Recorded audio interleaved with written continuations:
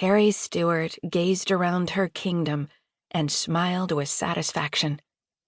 Okay, it wasn't really a kingdom. It was an animal shelter, and a small golden retriever puppy had just piddled in one corner of it.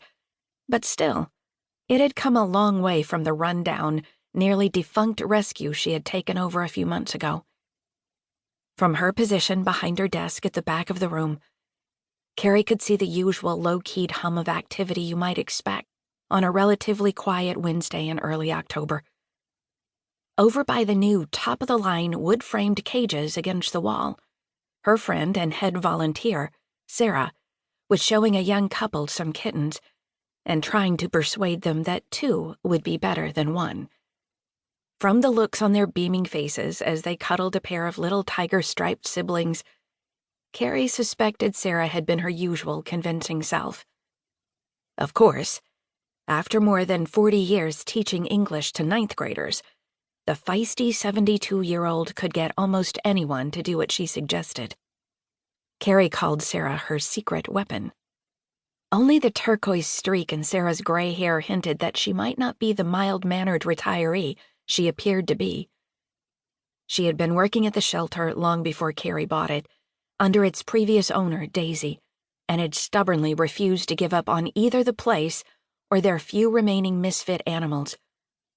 Brianna Jenkins, another dedicated volunteer, now a part-time employee when not attending vet technician classes at the 2-year college in neighboring Perryville, was over in the corner cleaning up after the puppy she'd been handing over to its new owners. Bryn had dealt with plenty of puddles in her time at the shelter, so she was completely unfazed by the mess, laughing and joking with the middle-aged man and his excited teen daughter as they finished filling out the final paperwork. Bryn's dark hair was pulled back into many tiny braids, all of them tucked neatly under a rainbow-colored bandana to keep them out of the way, and the bright red Serenity Sanctuary t-shirt she wore looked good with her light brown skin. She and Kari hadn't hit it off right away when Kari took over, but these days they mostly got along just fine. The younger woman was learning to trust Kari's genuine desire to improve the shelter, and it didn't hurt that Bryn got along so well with Kari's best friend, Suze, the local dog groomer. The main room glowed in the sunlight that poured in from the large windows, showing off the gleaming new linoleum floors and the soft blue paint on the walls. The L-shaped oak desk at the front had comfortable ergonomic stools for the volunteers who greeted visitors, as well as neat stacks of applications and information sheets.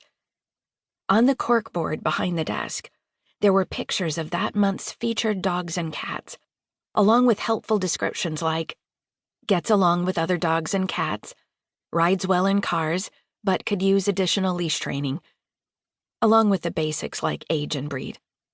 One adorable hound dog with innocent-looking brown eyes had a note that said, "Very sweet, will eat your shoes." Kari couldn't help beaming with pride as she took it all in. She knew some people, most people maybe, thought she was crazy when she used a large chunk of her unexpected lottery winnings to buy and refurbish the sanctuary. But they had desperately needed help, and she had needed to find a purpose in her life. So far, at least, she had no regrets at all. The pen she'd been using suddenly rolled across the desk and onto the floor with a sharp click, jarring Kari out of her reverie. "Queenie," she scolded, "how many times do I have to tell you that my pins are not your toys?" The little black kitten perched on top of the pile of bills Kari had been attempting to pay ignored this reminder with the ease of long practice, yawning up at Kari and showing off a pink tongue and sharp white teeth. At 7 months old, Queen Nefertiti, or Queenie as she was known, was small for her age and likely to stay that way, according to Kari's vet, probably a combination of heredity and a rough start in life as a stray.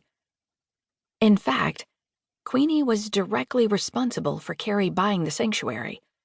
When she'd rescued the kitten at about 3 months old, Kari had discovered to her dismay that all the local shelters were at capacity and beyond, so she'd bought the sanctuary and ended up keeping the kitten.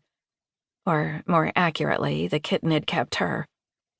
Queenie more than made up for her diminutive size with her stubborn determination to get her own way, and a slightly uncanny ability to know everything that was going on. She insisted on going into work with Kari every day, rather than staying in the farmhouse on the property with Kari's other two cats, Wesley and Robert, and her mixed-breed dog, Fred.